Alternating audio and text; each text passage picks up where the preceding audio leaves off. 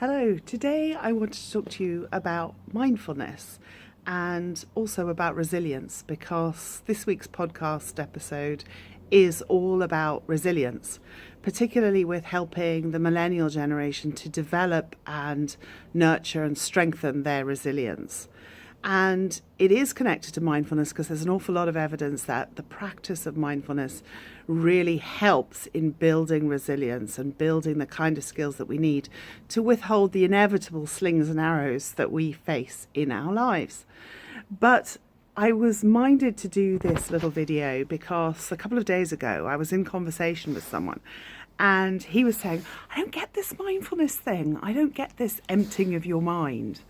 And there's an awful lot of misconceptions about mindfulness and that it's about somehow emptying your mind, which in my experience, although I'm not an expert, is actually not what it's about at all. So I wanted to go back to basics, and I wanted to refer to the definition given by Jon Kabat-Zinn. He's a prolific writer on the subject of mindfulness and researcher and practitioner. I believe he may be a Buddhist.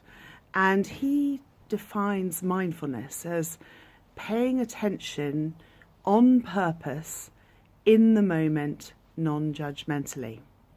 So there's quite a lot in there. So paying attention in the moment.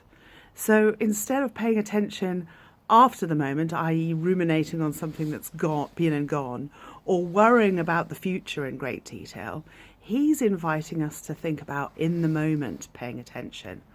And not only paying attention, but being mindful about it. So doing it on purpose, not suddenly finding something and going, oh, I see that thing over there.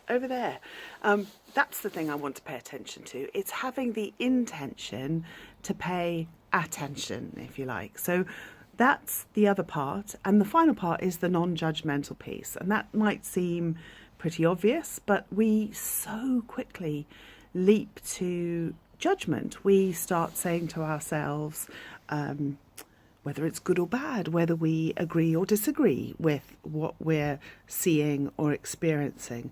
And instead, this very self-disciplined and very difficult practice of paying attention without judgment, that's what builds our ability to navigate difficult emotions and difficult situations. So I use the free app from Buddhify, called Buddhify, which is a great app for guided mindfulness exercises. Some people find Headspace, the app, very handy, and some people just are able to guide themselves through a mindfulness practice. But the action, the intention of mindfulness is to really build that muscle of attention, because we don't realize how incredibly scattered our thoughts are, and how non-linear they are, and how jumbled they are, and how mixed up our thoughts, our experiences, our feelings, our emotions are. And mindfulness encourages us to unpack and unravel that.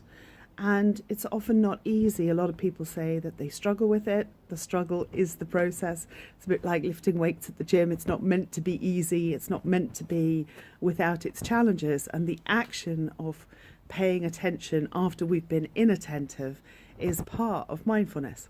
So I'd love you to listen to the episode on resilience and to think about the connection between having these mindful moments and being able to bounce back from adversity.